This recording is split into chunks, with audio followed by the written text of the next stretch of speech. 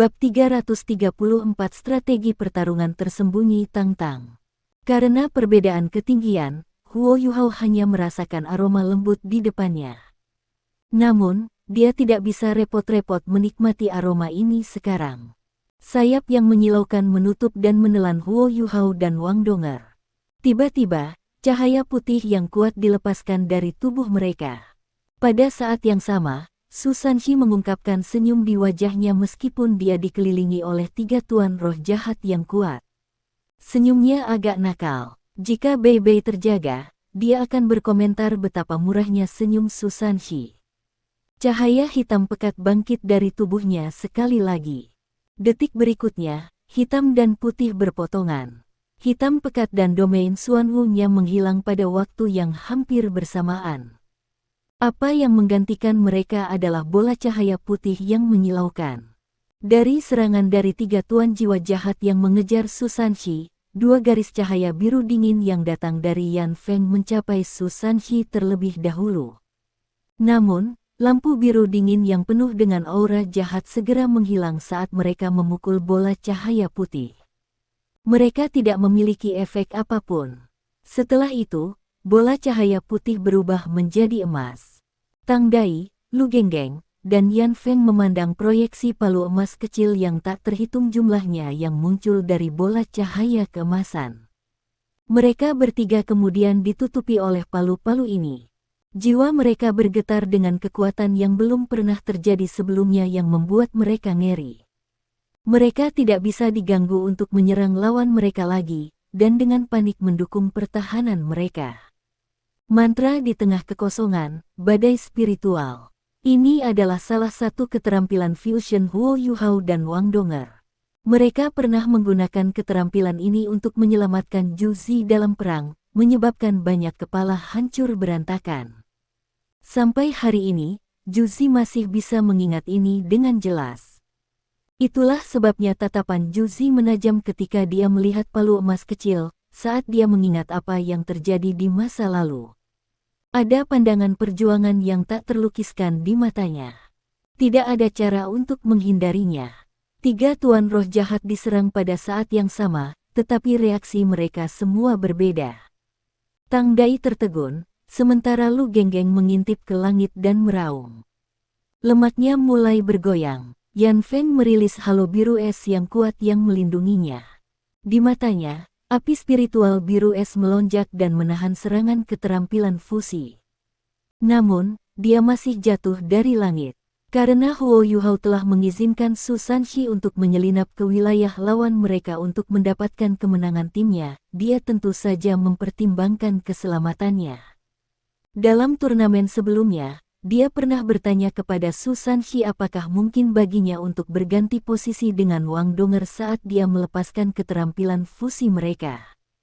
Pada saat itu, Su Sanxi mengatakan itu tidak mungkin. Memang, Huo Yuhao dan Wang Donger adalah satu entitas ketika mereka melepaskan keterampilan fusi mereka. Ketika mereka melepaskan keterampilan fusi mereka, undulasi kekuatan jiwa mereka terlalu kuat dan tidak stabil. Dengan kendali Su Sanxi atas keterampilan jiwanya, tidak mungkin baginya untuk menggusur mereka. Namun, itu benar-benar berbeda sekarang, 5 tahun kemudian. Sebelum mereka meninggalkan Akademi Shrek, dia sudah bisa menyelesaikan perpindahan ini. Ini juga salah satu gerakan pembunuh terkuat dari Sekte Tang. Mereka telah menunggu hingga hari ini untuk menggunakannya. Ini adalah yayasan mereka, Yayasan Sekte Tang dan Yayasan 7 Monster Shrek. Mereka menendang semua lawan mereka dan maju ke semifinal sebelum melepaskan kekuatan terbesar mereka. Jika tim lain yang telah dieliminasi oleh mereka hadir sekarang, mereka kemungkinan besar akan dimenangkan oleh kekuatan yang ditunjukkan oleh Sekte Tang sekarang. Sekte Tang telah menggunakan metode pertempuran yang berbeda di setiap putaran tim. Tidak ada petunjuk bagi lawan mereka selanjutnya untuk digunakan untuk menentukan taktik mereka selanjutnya. Pemindahan dan kembalinya ini memungkinkan Sekte Tang untuk memberikan serangan keterampilan fusi terhadap lawan mereka tanpa peringatan apapun. Itu sangat mengesankan. Seorang penatua yang mengenakan topi bambu di antara para penonton berseru dengan kagum, "Shrek, selalu Shrek." Sebuah cahaya hijau redup melintas di matanya. 3 tuan jiwa jahat dikendalikan pada saat yang sama. Bahkan Yan Feng terkuat telah memasuki keadaan sementara dari kekosongan mental. Huo Yuhao dan Wang Donger mengungkapkan diri mereka lagi. Namun, mereka tidak segera mengejar. Sekte Tang telah mengeluarkan keterampilan fusi dan menggunakannya pada Sekte Roh Kudus. Sesuatu seperti ini tidak tercapai hanya oleh Su Sanxi saja. Ketika Huo Yuhao dan Wang Donger melepaskan keterampilan fusi mereka harus mencoba yang terbaik untuk menekan dan menutupnya terlebih dahulu untuk mencegah kecelakaan terjadi saat Su Sanxi memberikan keterampilan fusi. Setelah kontrol seperti itu, keduanya membutuhkan kesempatan untuk beberapa waktu pemulihan. Di sisi lain, Xiao Xiao dan Jiang Nanan sudah didakwa. He Kaitu juga mengangkat meriam berat ke bahunya setelah dia melepaskan Eye of Fear. Meriam itu seluruhnya berwarna merah darah, dengan ujung berbentuk kerucut. Apakah itu meriam penusuk kelas 7? Pada saat ini, Zheng Zan akhirnya bisa mengkonfirmasi bahwa He Kaitu bukan insinyur jiwa kelas 6. Jelaslah bahwa dia adalah seorang master jiwa 6 cincin yang telah berhasil dipromosikan menjadi seorang insinyur jiwa kelas 7. Insinyur jiwa kelas 7. Sebenarnya ada insinyur jiwa kelas 7 di Sekte Tang. Dia bahkan belum berumur 20 tahun. Bahkan di Sun Moon Imperial Soul Engineering Academy, dia akan menjadi salah satu dari sedikit yang langka. Selain itu, dia masih seorang master jiwa tipe makanan. Seberapa luar biasa dia? Ada alasan sederhana mengapa Zheng Zan menilai He Kaitu sebagai insinyur jiwa kelas 7. Dia telah menggunakan 3 alat jiwa kelas 7 secara berurutan. Kalau bukan karena fakta bahwa kemampuannya sudah pada tingkat yang sebanding, bagaimana dia bisa mengatur semuanya? Insinyur jiwa kelas 6 biasa bisa melampaui kelasnya sesekali untuk menggunakan alat jiwa kelas 7. Namun, He Kaitu telah menggunakan mereka bertiga, satu demi satu. Ini akan benar-benar abnormal jika dia adalah insinyur jiwa kelas 6. Dia telah mengungkapkan kelas 7 Binding Light di babak sebelumnya, sementara meriam menusuknya muncul untuk pertama kalinya di babak ini. Kelompok ini dari Sekte Tang benar-benar bisa menyembunyikan diri dengan baik. Mereka terus-menerus menyembunyikan kemampuan mereka sampai saat terakhir. He Kaitu berlutut dengan satu kaki sambil mengangkat meriamnya yang berat. Dia membidik, tetapi masih harus mengendalikan Eye of Fear di udara.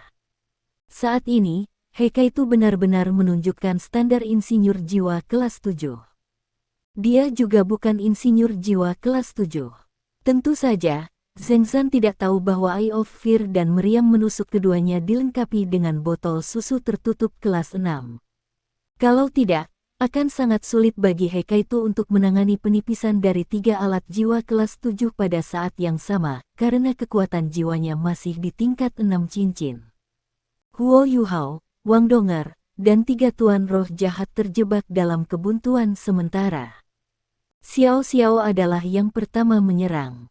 Setelah Jiang Nanan dan Xiao Xiao melintasi garis tengah, Xiao Xiao tiba-tiba melompat. Jiang Nanan dengan cepat melintas di bawahnya dan meraih pinggangnya yang ramping dengan kedua tangan. Setelah itu, dia membuat 3 putaran cepat sebelum melemparkan Xiao Xiao keluar. Di babak tim ini, Jiang Nanan tidak akan sangat efektif melawan lawan-lawannya karena jiwa bela diri khusus mereka.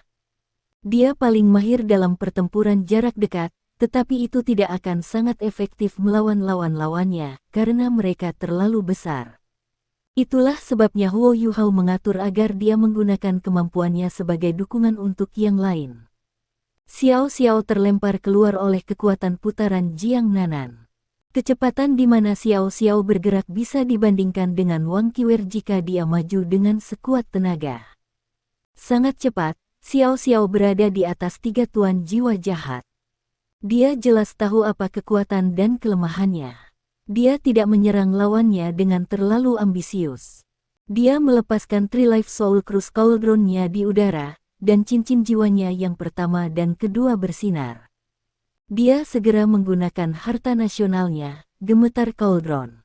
Kuali besar miliknya menabrak Skeleton King. Huo Yuhao memberinya informasi yang sangat sederhana melalui deteksi spiritualnya. Raja Kerangka secara kasar sama kuatnya dengan kekejian. Namun, kekuatan pertahanan lemak Abomination akan mampu menahan serangan Trilife Soul Cruise Cauldron. Kuali akan dapat mengekang Skeleton King. Ada suara gemuruh, dan Raja Kerangka terbang mundur, setidaknya 7 tulang rusuknya patah. Mantra di tengah kekosongan, spiritual tempest tidak mudah ditolak. Ada satu titik umum di antara ketiga tuan jiwa jahat ini. Jiwa bela diri mereka hanya kuat karena mereka mengandalkan kekuatan spiritual mereka untuk mengendalikan mereka.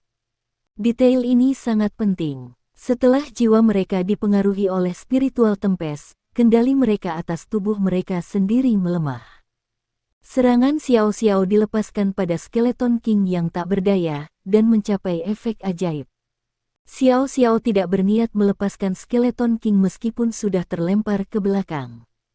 Cincin jiwa kelimanya menyala untuk pertama kalinya di turnamen ini. Kualinya terbelah menjadi 3. Setiap kuali menembakkan seberkas cahaya hitam pekat. Setelah cahaya hitam ini naik ke langit, aura yang kuat langsung muncul. Xiao Xiao tampaknya telah berteleportasi di atas ketiga kuali. 3 kuali turun. Saat suara dengung bernada rendah terbentuk, mereka memojokkan Skeleton King. 3 sinar cahaya berpotongan di udara, membentuk penghalang cahaya besar. Raja Tengkorak terperangkap. Kerangka Raja Tangdai terbangun saat dia berjuang melawan ketidakstabilan jiwanya sendiri. Dia segera merasa seolah-olah gunung menekan jiwanya. Dia bahkan tidak bisa mengendalikan tubuhnya sendiri untuk berdiri. Dia ditekan dengan kuat ke tanah setelah dia pingsan. Ini adalah keterampilan jiwa kelima dari Trilife Soul Cruise Cauldron, Trilife Soul Cruise. Itu adalah keterampilan jiwa yang kuat yang menekan jiwa. Huo Yuhao pernah membiarkan Xiao Xiao menggunakan keterampilan jiwa ini untuk melawannya. Bahkan dengan kekuatan spiritualnya yang luar biasa, butuh 3 menit untuk mengatasi penindasan. Penting untuk mengetahui bahwa kekuatan spiritualnya sebanding dengan jiwa Douluo. Kontrolnya bahkan mungkin lebih baik. The Trilife Soul Cruise Cauldron sangat jarang di antara jiwa alat, tapi itu adalah jiwa bela diri peringkat atas yang tidak kalah dengan Clear Sky Hammer. Karakteristik terbesar dari jiwa bela diri ini adalah bahwa ia menjadi lebih kuat ketika jumlah cincin jiwa dan kemampuan master jiwa meningkat. Ketika Xiao Xiao memperoleh keterampilan jiwa ini, Penatua Xuan mengatakan kepadanya bahwa dia dapat melindungi dirinya sendiri terhadap guru roh jahat manapun selama dia belum menjadi jiwa sage. Itu menunjukkan betapa kuatnya keterampilan jiwa ini. Tentu saja, itu bukan tanpa cacat. Setelah diinisiasi, Xiao Xiao tidak bisa bergerak lagi. Dia hanya bisa mengendalikan keterampilan jiwanya dengan seluruh kekuatannya. Kecuali dia mengakhirinya atas kemauannya sendiri atau kekuatan jiwanya habis, Trilife Soul Cruise-nya akan tetap aktif. Namun, keterampilan jiwanya mungkin hancur jika dia menderita serangan eksternal. Sebagai hasilnya, dia harus memastikan bahwa dia tidak rentan secara eksternal begitu dia menggunakan keterampilan jiwa ini. Xiao Xiao bahkan berpikir untuk menekan ketiga tuan jiwa jahat pada saat yang sama, tetapi proposisi ini ditolak oleh Huo Yuhao. Semakin banyak orang yang dia tekan, semakin besar kekuatan jiwanya. Dia tidak perlu melakukannya mengingat situasi mereka sekarang. Setelah Trilife Soul Cruise dimulai, siapapun yang mencoba menyelamatkan atau menyerang orang yang ditindas akan menderita serangan balik terhadap kekuatan jiwanya karena hubungan antara jiwa dan tubuhnya. Ada alasan sederhana mengapa Xiao Xiao diizinkan menggunakan Trilife Soul Cruise. Dia seharusnya menahan seorang master roh jahat 6 cincin dengan budidaya 5 cincinnya. Ini memungkinkan timnya sendiri untuk lebih berkonsentrasi pada kekuatan mereka untuk berurusan dengan 2 tuan roh jahat lainnya. Setelah mereka menyingkirkan 2 yang lain, tidak akan sulit untuk menyingkirkan Raja Tengkorak lagi. Selain itu, Trilife Soul Cruise Xiao Xiao tidak memiliki efek pada alat jiwa. Dengan kata lain, Heikaitu adalah satu-satunya yang tidak akan menderita serangan balasan dari Trilife Soul Cruise jika dia menyerang Raja Kerangka sekarang. Bahkan jika Eye of Fear tidak cocok untuk digunakan melawan Lu Genggeng dan Yan Feng, Raja Kerangka masih menjadi target. Ini disebut strategi. Di bawah keadaan bahwa timnya tidak memiliki keunggulan absolut dan bahkan mungkin sedikit dirugikan, Huo Yuhao memanfaatkan analisis yang diperolehnya melalui deteksi spiritual dan pemahaman mendalam tentang kemampuan rekan timnya untuk menciptakan situasi seperti itu. Namun, Yan Feng sudah bangun tepat saat Raja Kerangka sedang ditekan. Dia tampaknya bisa mengetahui efek dan kekurangan dari Cauldron Soul Cruise Trilife segera. Dia mengepakkan sayap kanannya dengan kuat, dan seberkas cahaya biru es menembak ke arah Xiao Xiao. Mereka 2 lawan 6 sekarang. Itu semakin tidak menguntungkan bagi tim Roh Kudus. Sementara Yan Feng adalah orang yang sangat tenang, dia tidak bisa membantu tetapi menjadi cemas pada saat ini.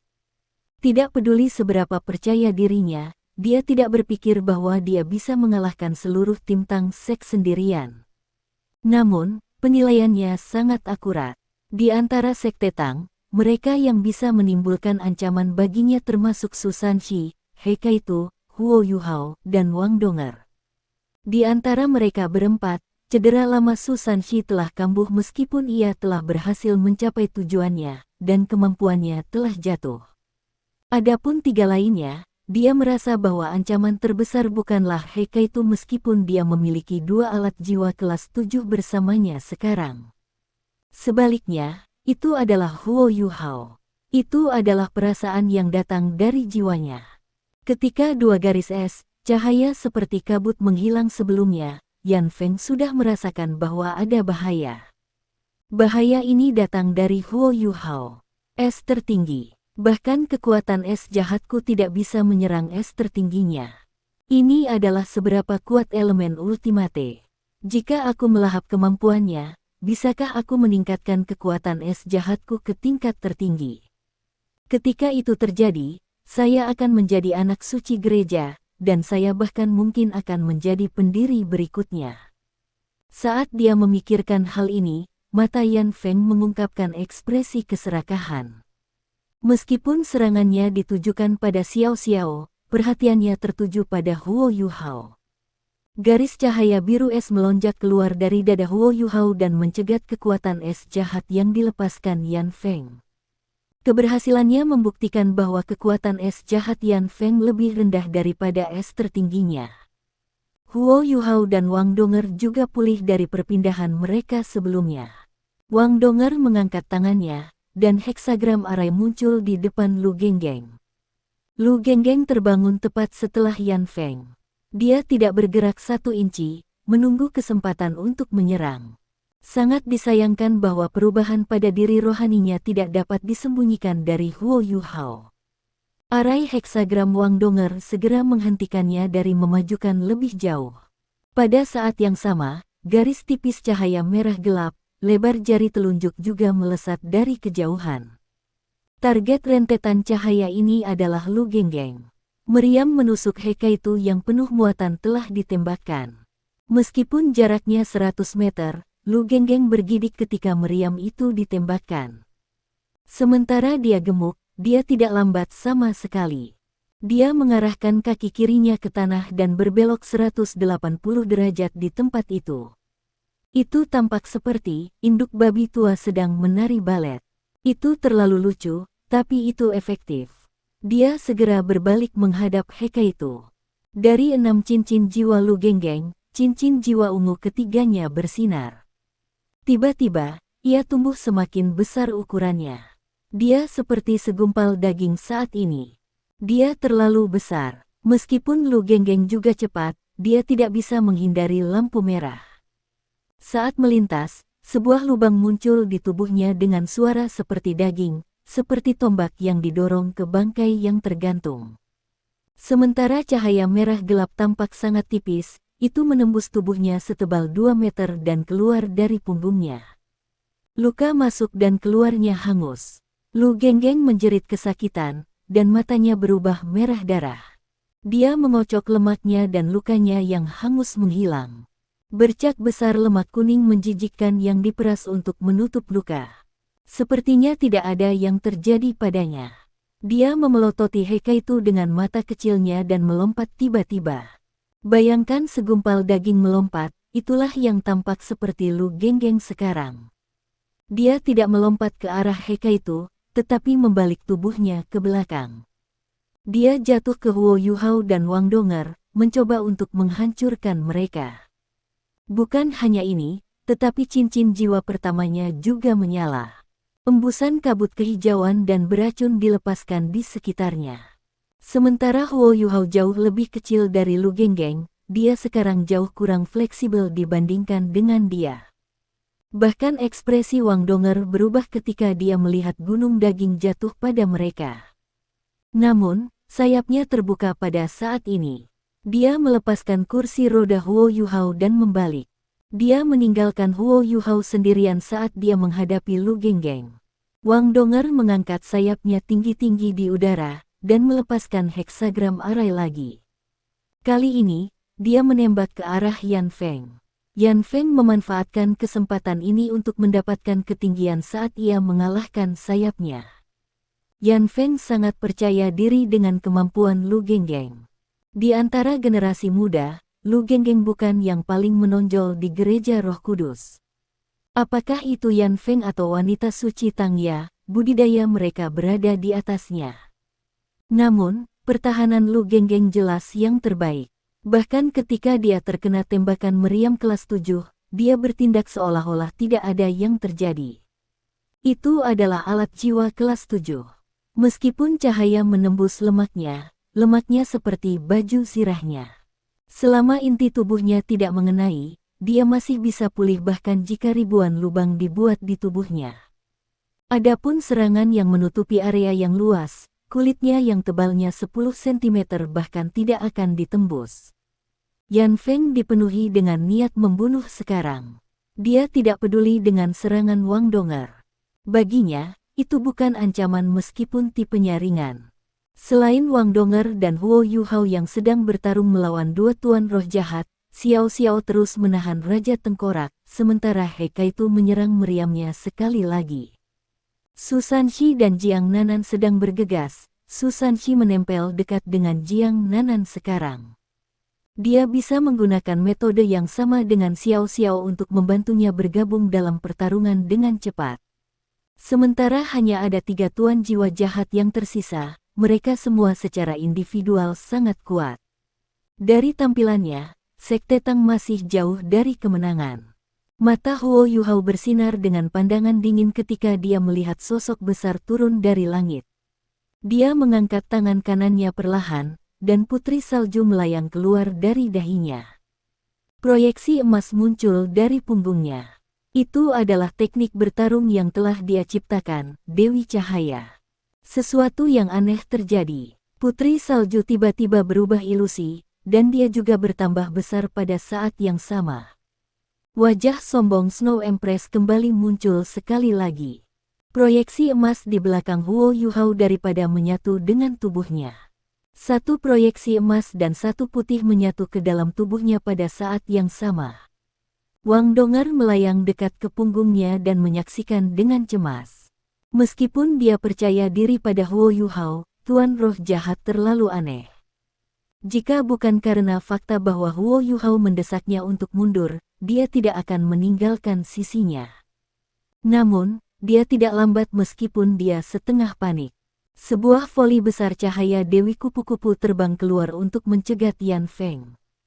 Yan Feng tertegun. Wang Donger yang tampaknya tidak berbahaya telah memberinya kejutan besar. Cahaya yang tampaknya kacau Dewi Kupu-Kupu dipenuhi dengan aura cahaya yang pekat.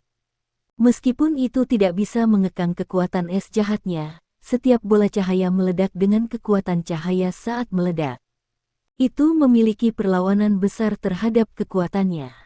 Selanjutnya, arai heksagram juga bangkit dari tanah saat cahaya kupu-kupu Dewi dilepaskan. Yan Feng tidak bisa dikejutkan oleh arai heksagram di bawahnya, menghindarinya dengan mudah. Namun, setiap bola cahaya dari cahaya Dewi Kupu-Kupu Wang Donger melewati arai heksagram. Dalam proses melewatinya, kekuatan bola melonjak, meningkat setidaknya untuk menggandakan kekuatan aslinya. Kecepatan pengisian Yan Feng menurun secara signifikan, dan dia tidak bisa menyerang Huo Yuhao pada saat yang sama ketika Lu Genggeng menabraknya. Bisakah heksagram arainya digunakan sebagai skill penguatan?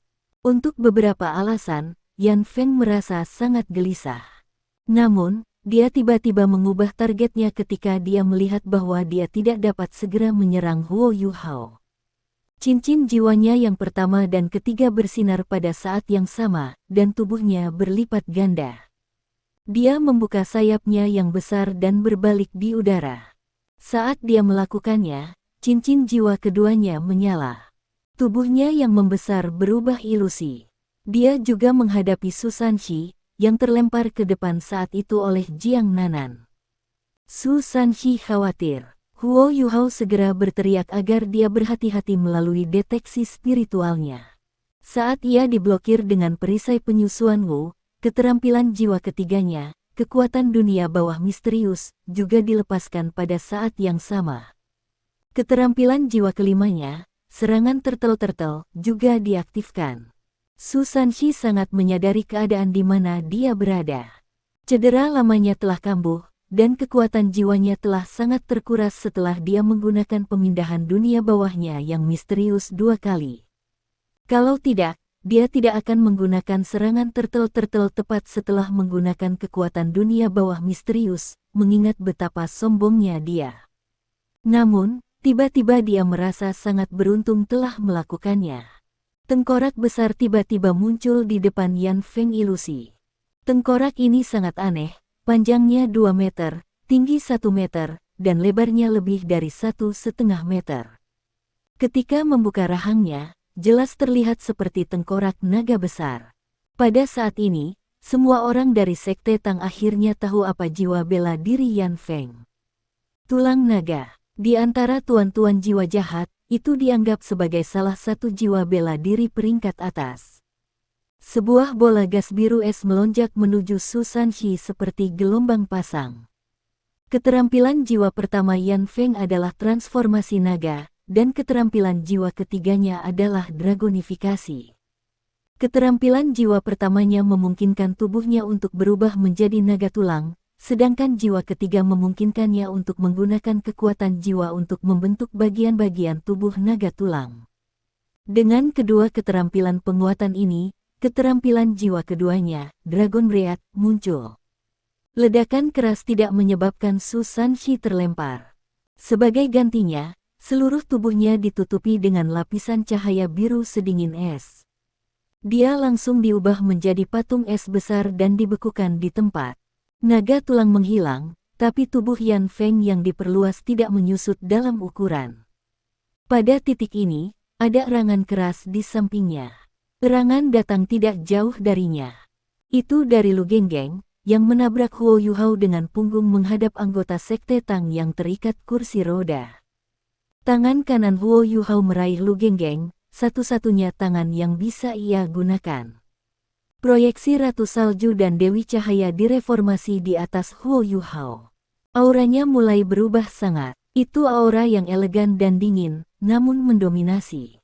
Itu adalah telapak tangan sederhana. Telapak tangan putih bersalju itu menempel di pantat Lu Genggeng. Tubuh Lu Genggeng memiliki berat setidaknya beberapa ribu kilogram. Namun, Huo Yuhao berhasil menghentikannya hanya dengan telapak tangannya.